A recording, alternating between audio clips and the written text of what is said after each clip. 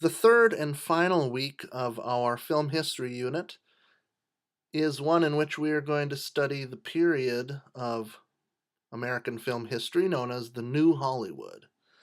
This period is called the New Hollywood, even though from our perspective today, in the now into the 21st century, the late 1960s and 1970s are not very new. Obviously, they're 40 plus years in the past now, but they were called the New Hollywood at the time. This period was called the New Hollywood at the time because there was a lot that was new about it in the context of what had come before it in American film history. So, what was new about the New Hollywood? Well, there were a few things that were new about it, and part of what was new was that there were a lot of things that had ended and sort of been swept away in making room for what was new about the New Hollywood. The end of the classical Hollywood era that we studied last week was one of the things that ended when the New Hollywood started.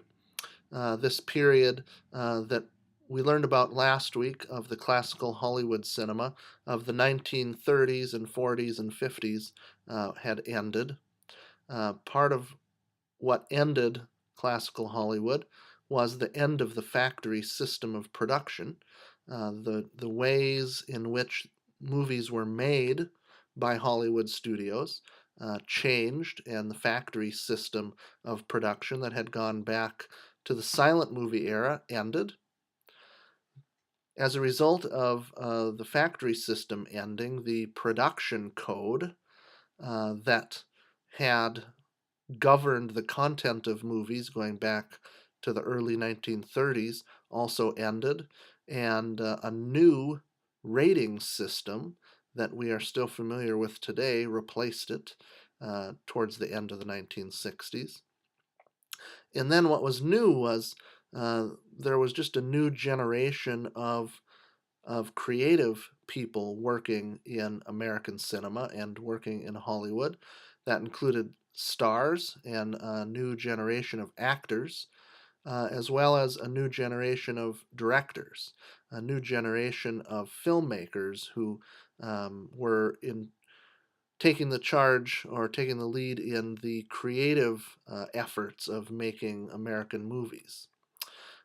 Many of the generation of stars and directors that were new at the beginning of the New Hollywood in the late 1960s and 1970s are some that are still with us today and are now, in the early 21st century, ending towards the end of their careers after having started in the 1960s and 1970s.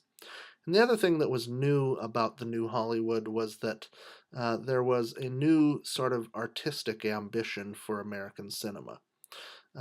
New ways in which filmmakers were able to express themselves by virtue of um, the new subject matter that they could show as a result of the end of the production code, but also just a new sensibility in terms of using the cinema as an art form to make artistic statements or use for artistic expression. So I want to go through each of these items in a little bit of detail and talk about them some more. One of the things that ended with the New Hollywood was this factory system of production that had been going really since the late silent movie era. Uh, Beginning in the early 1950s, this system of production, the factory system in which movies were made, sort of an assembly line fashion, was coming to an end by about the middle of the 1950s, or beginning to end by the middle of the 1950s. And there were two factors really that played into that. One of them was that studios could no longer own movie theaters.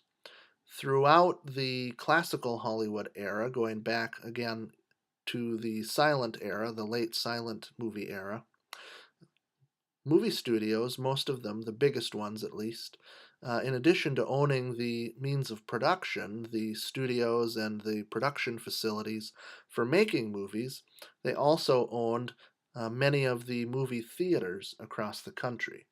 And so the studios had control of their movies in terms of being able to uh, decide what theaters they were going to appear in as far as playing, and having a lot of control, and being able to count on their films making a certain amount of money because they owned the theaters that they were shown in as well as the studios at which the movies were made. Well, starting in the early 1950s, that was no longer the case. Studios could no longer own movie theaters. There was a Supreme Court decision in which there was a ruling by the Supreme Court that that was a form of monopoly, and the studios had to sell off all of the movie theaters that they owned. And so, without having a guaranteed outlet for their movies, this factory system of production sort of ended because the studios had to pay attention to each film individually and make sure that it had a place to play before they were able to make it. And then the second thing, or the second factor that contributed to the end of the factory system, was competition from television. You may or may not be aware that it was in the late 1940s and early 1950s that television first became a home entertainment medium. The broadcast television networks were established, uh, and people began to own televisions and to watch television in their homes, in their living rooms, starting, uh, depending on the part of the country that people lived in the late 1940s or the early 1950s. And so that competition from television, in which people could, watch shows of various kinds, comedy shows, dramatic shows, etc., just by sitting in their own living room and turning on their television set, um, caused a great deal of competition for the movies. And people did not need to go out of their house anymore to see dramatic narratives or visual narratives in the form of movies.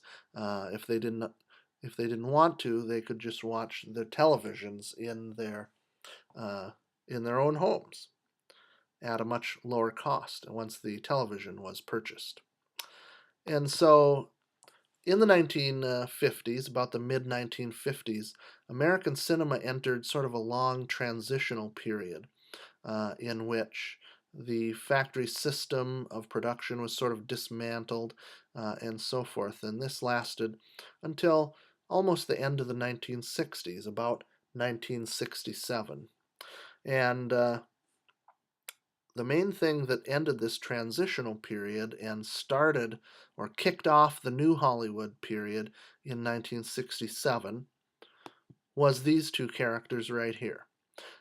This is Bonnie and Clyde. Bonnie, played by Faye Dunaway on the right, and Clyde Barrow, played by Warren Beatty on the left. Bonnie and Clyde, of course, were real life figures from the Great Depression in the 1930s, male and female bank robbing team with some additional members of their gang. Uh, were notorious as gangsters in the 1930s, robbing banks and sort of becoming, in some areas, folk heroes during the 1930s. Well, there was a movie made in 1967 starring Beatty and Dunaway, both of whom were part of this generation of new movie stars that were emerging in the 1960s. And the violence and the sexual content of the movie Bonnie and Clyde was one of the things that sort of kicked off the new Hollywood in 1967. There were two films really that sort of kicked off the new Hollywood in 1967. One of them was Bonnie and Clyde, and the other one was a movie called The Graduate. This was a movie much different sort of movie in terms of content than Bonnie and Clyde. The Graduate was a movie about a young college graduate, so about the same age as many of the moviegoers in the late 1960s, the youth generation that was emerging as an important force in American cinema and in most other parts of the media and American culture in the late 1960s. And the main character of The Graduate is played by Dustin Hoffman, who is an actor who is still around today and has continued to make movies all these decades. But at the time, in 1967, he was just a young person in his early 20s and played a new college graduate, uh, thus the title The Graduate. And he sort of was trying to figure out his way or find his way forward in life after having graduated from college, and has an affair with an older woman. And a lot of the themes and action of that film, The Graduate, sort of represented the new Hollywood, along with what the content and themes of Bonnie and Clyde were in 1967. One of the things that characterizes the new Hollywood in general in the late 1960s and early 1970s was that there was just an explosion of films that had a lot more boldness and were a lot more daring in terms of their stylistic content, their use of film style, and in terms of the artistic content and the different things that they portrayed related to young people, related to the counterculture, and related to just things that young people would be interested in. Young people meaning teenage, 20-something type age moviegoers. So the new Hollywood represented the end of studio owned theaters, at the end of the factory system of movie production, and those two resulted in the end of the production code, which was um, the code that guided the content or regulated the content of movies from the 1930s through the 1960s. And just the year after The Graduate and Bonnie and Clyde, in 1968, the production code was replaced with a ratings code that was much more permissive and allowed types of content to appear in American movies that weren't allowed prior to the ratings system being established. Uh, Much more permissive in terms of portrayal of sex and portrayal of violence in American movies. And so after 1968, and going right up until the present, this rating system has allowed these sorts of content to be present in American movies, but with a rating that regulates what age viewer is able to see a particular film. And so rather than having sort of the broad regulation of content under the production code that ensured that any viewer could see any movie, what we have had since 1968 is regulation of what age categories of people are allowed to see which movies. With obviously uh, movies containing higher levels of sex and violence being restricted to older categories of viewers. So Bonnie and Clyde was the movie that served sort of as the violent starting gun to the new Hollywood. Bonnie and Clyde was a movie that had a great deal of violence and a fair amount of graphic violence in it. Bonnie and Clyde, as I said, were bank robbers in the 1930s, and so the film is set in the 1930s. And in a number of their bank robberies that the characters engage in the course of the movie, we see some violence, which doesn't look that shocking to us today, but is something that was unprecedented in American cinema at the time in 1967. And the film's ending, in which Bonnie and Clyde are gunned down by the authorities, that the graphic violence portrayed in that scene, which you will see as part of the lecture material for this week, marked a new era in American cinema. That sort of graphic violence was never shown in a movie before. There was violence in American movies, to be sure, but nothing that showed the kind of graphic nature of violence and showing blood and so forth as what we see in the closing of Bonnie and Clyde.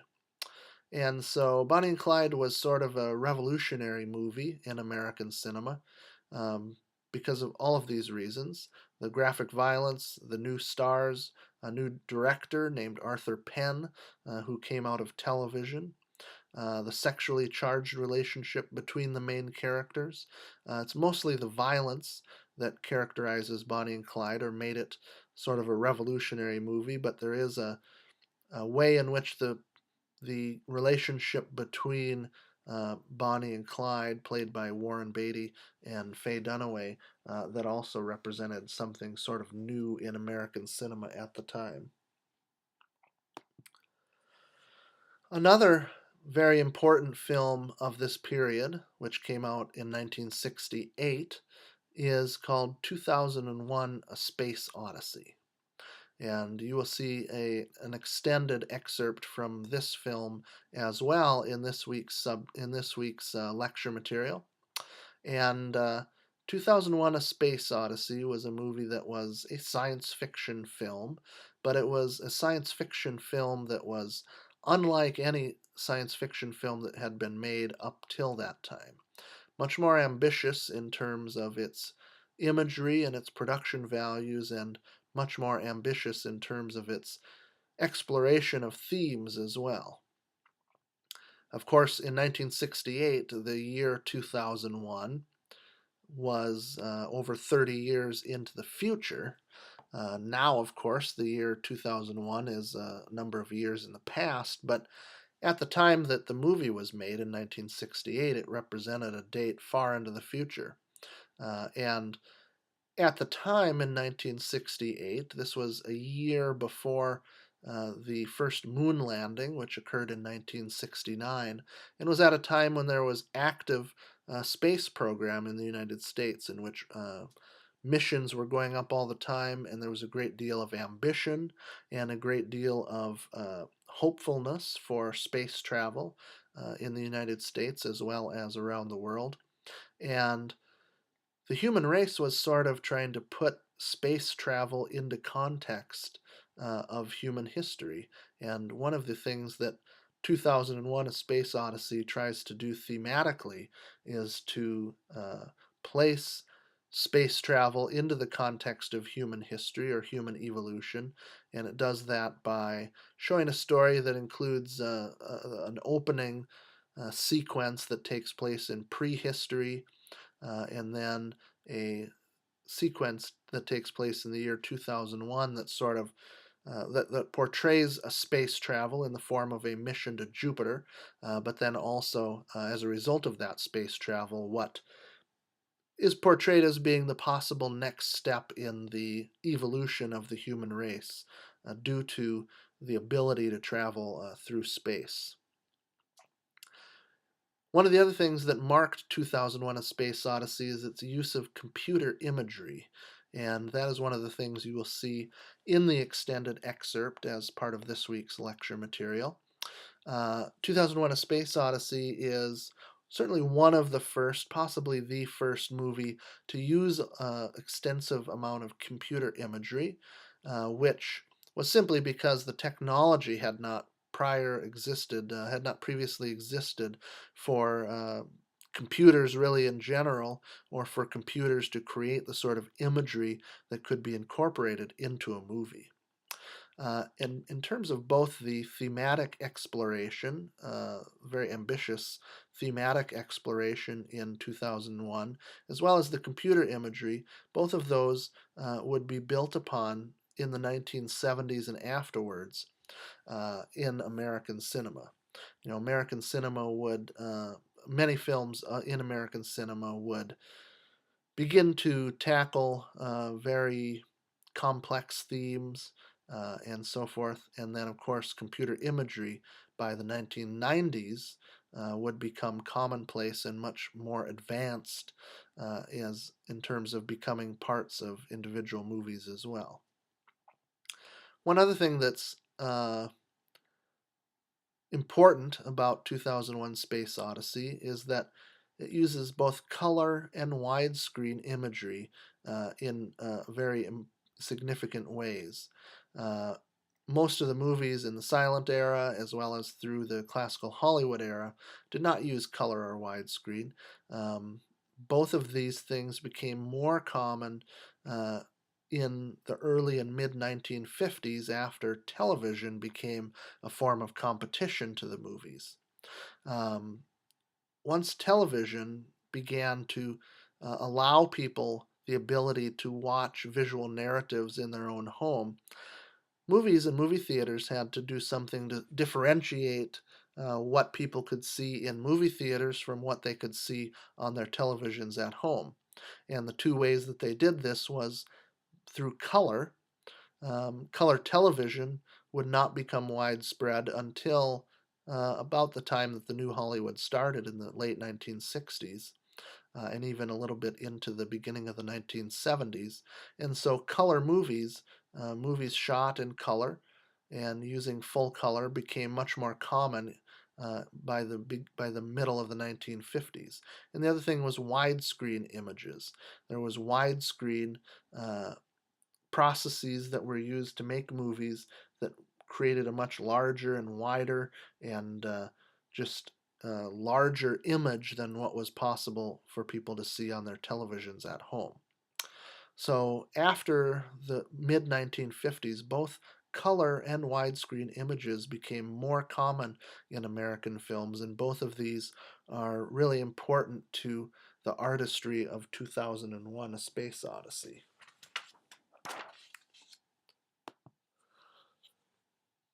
So by the late 1970s, a new trend had emerged, or a new um, thing had emerged in Hollywood, and that was the blockbuster mentality.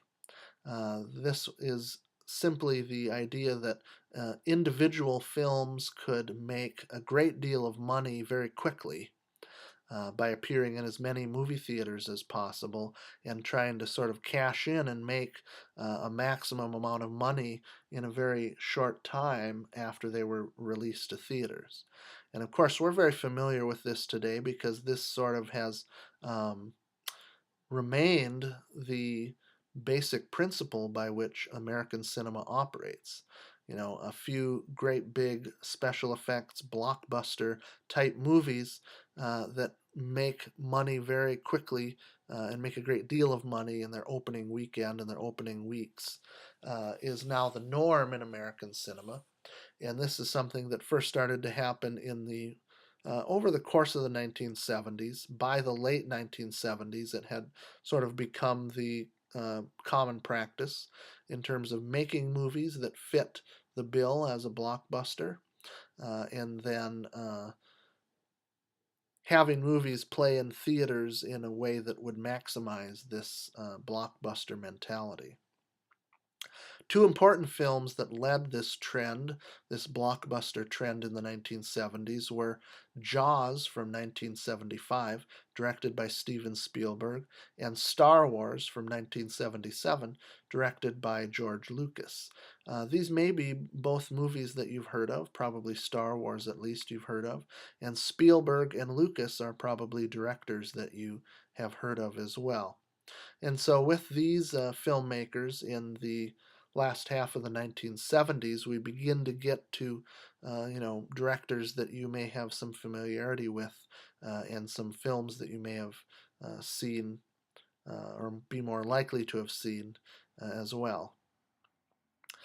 sort of in a counterpoint to the blockbuster mentality. Over the course of the 1980s, an independent film movement or independent cinema, what's sometimes called indie film, emerged, and by the end of the 1980s, this was pretty well established. These were lower budget movies made by more up and coming film directors and often with up and coming stars as well, and released by movie studios that were minor studios compared to the major Hollywood studios.